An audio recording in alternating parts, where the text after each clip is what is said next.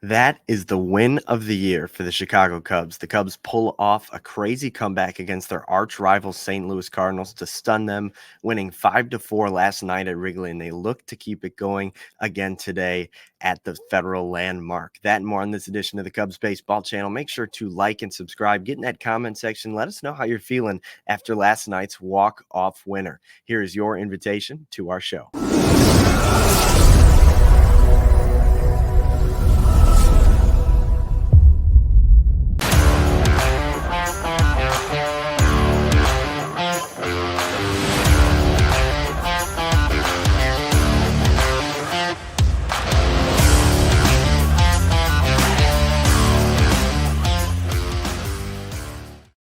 What's up, everybody? Welcome to the Cubs Baseball Channel. Thank God it's Friday. What do you say? The Cubs coming off a huge win over their arch rival St. Louis Cardinals. My name's Anthony Pasquale. You can find me on Twitter at ant_Pasquale3.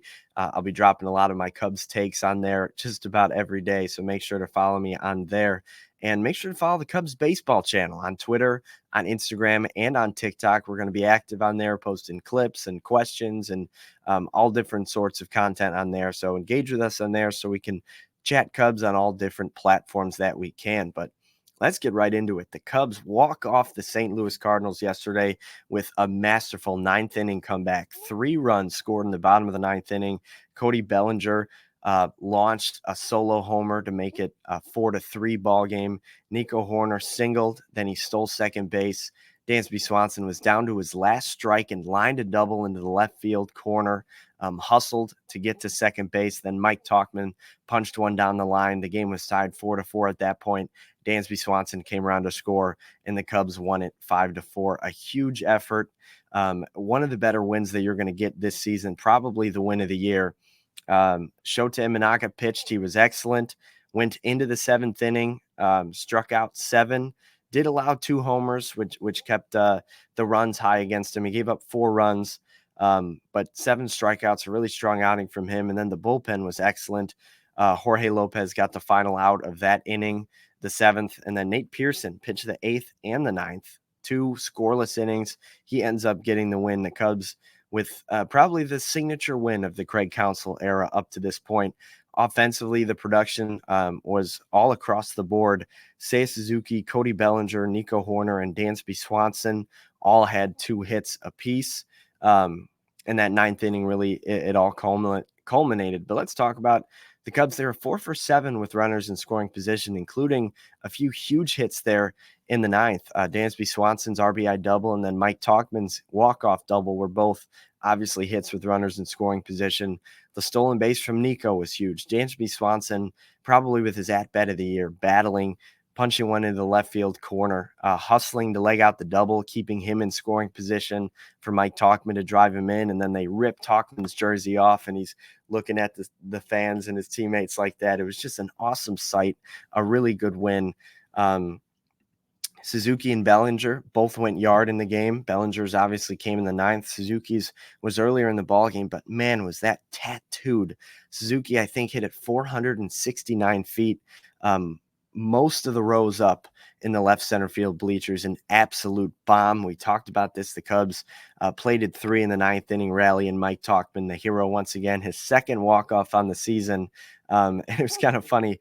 He said to the reporters after the game to shout out the women's healthcare workers because both times that he's hit walk-offs were on days that his wife has had OBGYN appointments. So I thought that was kind of a funny moment, but congratulations to Mike Tauchman, the hero. Dansby Swanson, a huge effort as well, a huge part of that 9th inning comeback. Really awesome to see, but we can't talk about yesterday's game without addressing the Motorola patch that is now on the Cubs jersey. Reportedly, Motorola paid $8 million to be the Cubs jersey patch sponsor, obviously their first sponsor on a jersey of all time. We don't know the other companies that were in the bidding, but the Cubs ultimately make a deal with Motorola. A blue M Batwing logo is going to be on the Cubs jerseys. And if you've noticed, for righties, it's on their left sleeve. So when they're facing the pitcher and facing the camera, it's on that sleeve. And for lefties, it's on their right arm. So when they face the pitcher, it's on their sleeve that is outward to the camera, and then the Cubby Bear logo is opposite. So it's kind of weird that it's not on the same sleeve for everybody, but they do that so that it is seen the most. It's not obnoxious. It's nothing to get crazy about. Obviously, it's kind of funny that it comes the day after Jed Hoyer made those small market comments to 670 The Score, saying he's a risk-averse general manager when it comes to $300 million plus deals. But I think this is just with the times. A lot of teams are going to have these by the end of next year or the year after that. And the Cubs get one that isn't especially loud. It's a Chicago-based brand, and it doesn't take too much away from the iconic Cubs pinstripes. So I'm not too mad about it. I just hope that money can hopefully lead to some assets on the field as opposed to in the neighborhood, and the Cubs can continue to get some good players. But also, it's not all good news. We do have some bad news to report. Adbert Alzolay officially done for the season. He'll be undergoing surgery to repair, I believe, his forearm that he's been dealing with injuries ever since, I believe, May is when he first went down with it.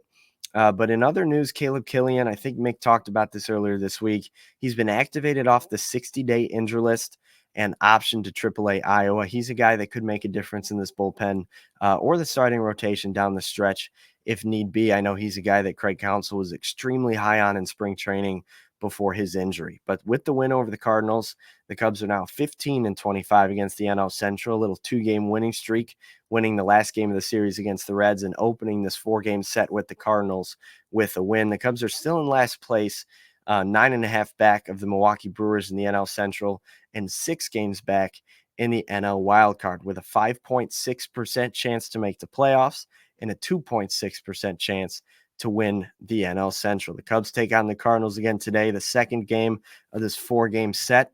The pitching matchup is Javier Assad against Erick Fedde, making his first start in a Cardinal uniform. Assad 5-3 with a 3.23 ERA, and Fedde 7-4 on the White Sox with a 3.11 ERA. This, of course, is his first start with the Cardinals. The Cubs did face him earlier in the year as a White Sox as well. Then tomorrow it'll be Kyle Gibson against Jameson Taillon, and then Sunday's series finale is going to be Miles Michaelis against Justin Steele. So some good pitching matchups coming up.